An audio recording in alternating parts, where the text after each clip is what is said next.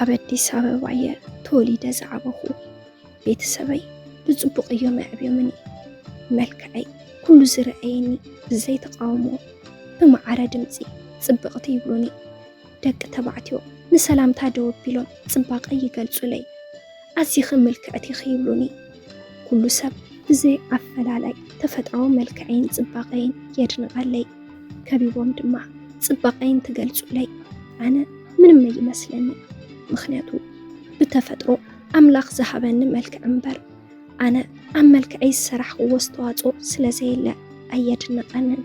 ኣቦይ ከም ወላድየ ጥራሕ ዘይኮነስ ከም መሓዛይ ኮይኑ እዩ ዘመኽረኒ። ብዘይረብሕ ፋሽን ብብልጭልጭን ከይታለል ይምዕደንን ይመኽረንን ስለ ዝነበረ ኩሉ ግዜ ዘጋጥሙኒ ነገራት ብምስትውዓል እየ ዝሰግሮም ዝነበርኩ። ወለደይ ስርዓት ብዘለዎ ተዓባብያ እዮም ኣዕብዮምኒ። ፀባየ ምስ ዝኾነ ሰብ ክረዳዳእ ዝኽእል ስለ ዝኾንኩ ምስ ሕብረተሰብ ጽቡቕ ዝበሃል ርክብ ነይሩኒ። ካብዚ ዝተልዓለ ዝኾነ ሰብ ብዛዕባይ ምሳይ ክዕልል ኣይጽገምን።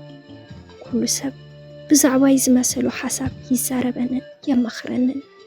ሓደ ሓደ ኣዴታት ዝኹሉ ጽባቐ ንዓኺ ዝመስል ክትወልደለኪ ይብላኒ። ይኹን እምበር ምሳይ እቲ ዕድመይ ብዙሕ ቁም ነገር ከይገበርኩሉ 35 ዓመት በፂሐ። ኣወዳት ኣነ ብዝደልዮ መንገዲ ኣይቐርቡንን። ጓል ኣንስተይቲ መልክዕ ጥራሕ ዘይኮነ ዘድልያስ ካልኦት ኣነ ዘይተረዳእኽዎ ምሽጥራት ከም ዘለዉ ክሓስብ ጀሚረ። ክሳብ ሕዚ ዕድመይ ሓዳር ክገብር ዘይከኣልኩሉ ምኽንያት ክፈልጥ ዘይንጸር ኮይኑኒ። ኣብ ናይ ቤተሰብና ዝእከበሉ ውራይ እንትሕሉ ምኻድ ኣመናይ ዘስክፈኒ። ምክንያቱ ንምንታይ ዘይተመርዓኺ ዘይትወልዲ ክሳብ ሕዚ ንምንታይ በይንኺ ኢኺ ዝብሉ ሕቶታት መልሲ ክህበሎም ኣዝየ ስለ ዝስከፍ ዝነበርኩ እዩ። ጓል 20 ዓመት እንዳሓለኹ እየ ፍቕሪ ከስተቕማቕር ዝኽኣልኩ። ኣብቲ ሽዑ እዋን ኣብ ሓያል ስምዒት ፍቕሪ ጥሒለ ንዝተወሰነ ዓመታት ድሕሪ ምጽናሕ ኣፍቃርየይ ኣነ ብዘይተረድአኒ መንገዲ ምሳይ ክቕጽል ከም ዘይደሊ ነጊሩኒ ተፈላለና። ከምዚ ዓይነት ኣብ ህይወተይ ብድሕሪኡ ብተደጋጋሚ ክመፀኒ ጀሚሩ። ሚስጥሩ ግና ክፍትሐለይ ከኣለን።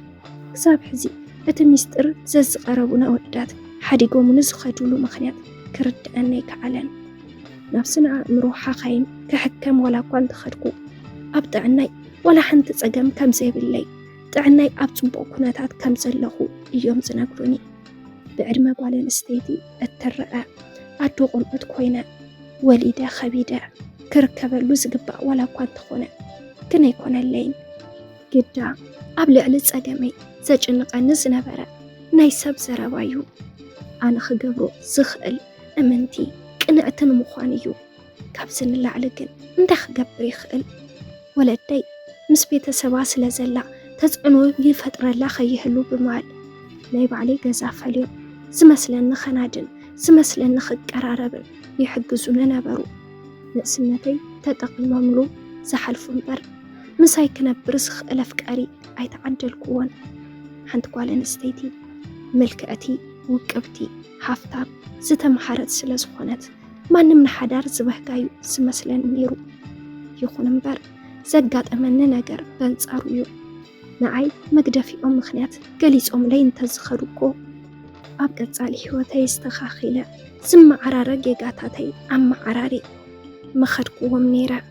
ግና እቲ ዋና ፀገም ኮይኑኒ ዘሎ ንምንታይ ገዲፎምኒ ከም ዝፍለይኒ ስለ ዘየርድኡኒ እዩ። ፍቕርና ምስ ማዕበለ ኣብ ዝሓሸ ብርኪ ምስ በጽሐ ተፈጥሮዊ ጽባቐይ ብምድናቕ ሓደጎምኒ ዝኸድሉ ምኽንያት እንታይ ይኸውን? ንፍቕሪ ዝሓቱን ወዳት ድሕሪ ብዙሕ ምምሕፃን ሕራይ ምስ በልክዎም ቁሩብ ናይ ፍቕሪ እዋን ኣሕሊፎም ክርሕቁን ይጅምሩ። ከምዚ ዓይነት ኣጋጣሚታት ምስ በዝሐኒ ግና ሓድሽ ኣፍቃሪ ኮይኑ ንዝጠይቐኒ ምንም ክርዳእ ኣይከኣልኩን። ምክንያቱ ንሱ እውን ምስ ቀረብክዎ ከምቶም ናይ ቅድሚ ሕዚ ክፍለየኒ ከም ዝኽእል ግምት ስለ ዘቐምጥ እዩ። ዝጥይቁኒ ኩሎም ወዳት ንጊዜያዊ ድሌቶም እምበር ንሓዳር ንቁም ነገር ንመዓርግን ባህልን ዘየስግር ምዃኑ ተረዳእኹ።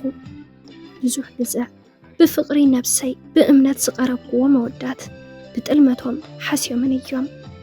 እንታይ ይጎዲሉ ንኽብል ወይስ ምንም ከይሰዓንኩ ካብ መልክዐይ ጀሚሩ ክሳብ ሓፍተይ ሙሉእ ገይሩ ዝሓበኒ ፈጣሪየ ከማርር እዚ ግን ዘይኸውን እዩ የግዳ ሕዚ እውን ተስፋ ከይቆረፅኩ ብቕንዕና ከምዚ ኸማይ ብዙሓት ደቂ ኣንስትዮ ዝገፍቕኦ ወዲ ታሪኹ ምስዕለለኒ ንእሽተን ናብ ተስፋ ገፀይ ክገብር ኣኽእለኒ ሓንደበት እዩ ኣብ ሓደ ናይ መናእሰይ መዘናግዒ ኮፍ ኢለ ወድን ጓልን ፅምዲ እንዳኾኑ ሻህቡን እናበሉ ክዕልሉ ገሊኦም ፍቕሪ ሰሚሩሎም ጊዜኦም ብፍቕሪ ዘሕልፉ ገሊኦም ድማ ከምዚ ኸማይ ፍቕሪ ዘይሰመረሎም ባህጎም ንምስኻዕ መጻምዶም ብስልኪ ተደዋዊሎም ኣብ ከምዚ ንራኸብ ዝተባሓሓሉ እዮም ዝመስሉ ይኹን እምበር እንዳ ኣነ ግና ናብትን ናብዝን ባሕረርታ እናቋመትኩ ኣፈውፂእ ተስፋ ቆሪፀ ደኣ ኣይንበል እምበር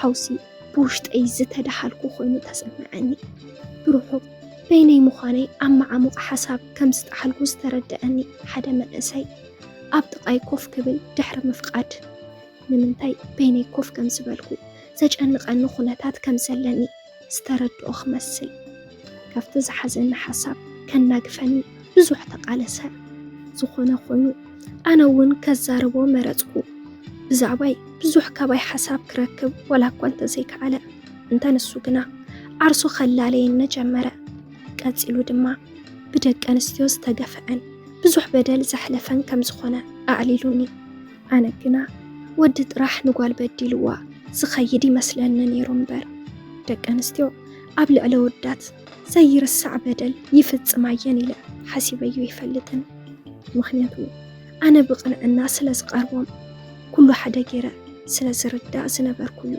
ወግዑ ድሕሪ ምቕጻል ሓንቲ ኣፍቃሪቱ ኣብ ፍቕሪ ኣብ ዝነበሩሉ ጸኒሒት ወሊዶም ቆልዓ ምስ ኣጠመቑ ድሕሪ 5 ወርሒ ግን ሓድሽ ዛንታ ዘርዚራ ድሕሪ ምንጋር እታ ቆልዓ ጓልካ ኣይኮነትን ከም ዝበለቶ ነጊሩኒ ተገዲሰ ዘይሰምዖ ዝነበርኩ መንእሰይ እቲ ዝነገረኒ ኣመና ደነቐኒ ብተመስጦ መወዳእታ እቲ ተጓንፍኡ ክሰምዖ ተሓንጠኹ ብድሕሪ እዙይ እታ ኣፍቃሪቱ ክትቀርቦ እንተላ ምስ ካሊእ ቅድሚኡ ዝነበረ ፍቃሪኣ ናይ ክልተ ሰሙን ምርመራ ጠኒሰ ምስ በለቶ ሓዲጉዋ ምስ ከደዩ ኣብ ሓደ ቦታ ኮፍ ኢላ ክትበኪ ምስ ፀንሐቶ ክእብዳን ክሕብሕባን ድሕሪ ምጽናሕ ሒዝዋ ናብ ገዝኡ ድሕሪ ምኻድ ሓቢሮም ምንባር ዝጀመሩ ዛንታይ ጥራሕ መስደመሚ መሲሉ ዝስምዐኒ ዝነበረስ ናይዚ መንእሰይ ዛንታ ምስ ነገረኒ ግን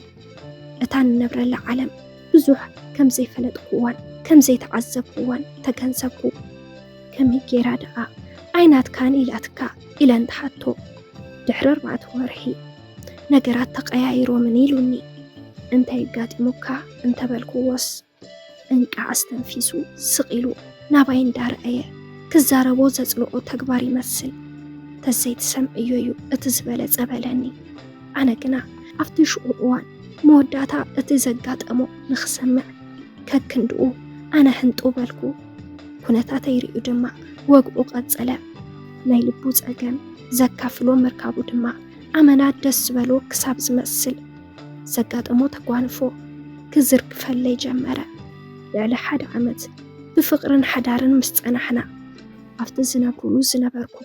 ኣብቲ ዝነብረሉ ዝነበርኩ ገዛ ኩሉ ሻብ እናመፀ ብተደጋጋሚ ንበዓልቲ ቤተይ ይረኽባሞ ንሳ ኪደለይ ትብሎ ንሱ ድማ ክኸይድ ዘይደሊ ምዃኑ ምስ ተዓዘብኩ ኩነታት ዝወዲ ንበዓልቲ ገዛ ይሓተትኩዋ እንተ ንሳ ግና ስቂል እዩ በጃኻ ግደፉ ስቂልካ ንእተው ገዛና ኢላትኒ እንተ ውሽጠይ ግና ክረግአለይ ይከዓለን ብዙሕ ግዜ ክጨቃጨቃ ምስ ጀመርኩ ናፍቲ ትኽክለኛ ኣቦ ውላዳ ገዲፋትን ኸይዳ ውላደይ እናበልኩ ዓብየ ዘይናተይ ምዃና መጀመርታ መዓልቲ ሰብኣያ ኣጥኒሱ ከም ዝሓደጋን እቲ ዝመላለስ ዝነበረ ወዲ ኣቦ ውላዳ ምዃኑን ብዘጋጠሞ ጸገም ሓዲጉዋ ከም ዝኸደን ምስ ረድአትኒ ይቕሬታ ስለ ዝሓተተት ሚስጥር እናወፀ እንትኸይድ ምሳይ ምንባር ፈታነ ከም ዝኸውን ብምሕሳባ ወረቐት ጽሒፋ ገዲፋትለይ ድሕሪዚ ድማ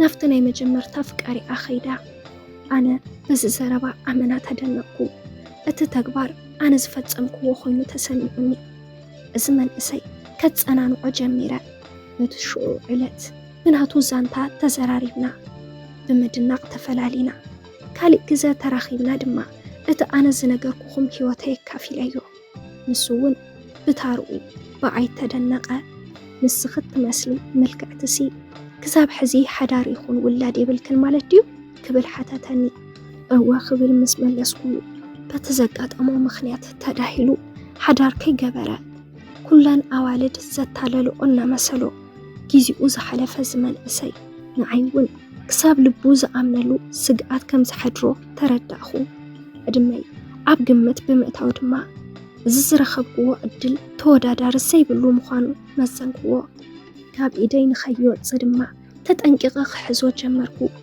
بلوحتين كان أناين دما كان إدان جمرا سانتانا بستفلالي من قدي ولا يقلت مبر حد عينة مزعز أخمز لنا تردعنا سأقم زمحرت تود بمركبي ولا قوى حماق أقاد أمتات ينبرو نعيقنا أمنات زنبق أقاد أمخوينو ماتيني أفدق بر لبي كفي تحبوه أبسحو زوئل تأنكر من أسعيو كنتات حليفو رسيعو نابايك حسب قبركوه ناكلتينا حلوف مكحة حس خبل فتار خمز الرخبنا تسمعني أنا ون حلوفي بحلمن كيزيا ودليت اتوم زقربون الزنبرو ممثل تفكر تودات سوس سني سنبرا نسوون بسنك وشت أحبئة زقربتو قوال حيوان حلوفو كان بيت مأسرت تأثيرو يحلفوه تمراتيت السنبر كله أدمى تمليسان تحسب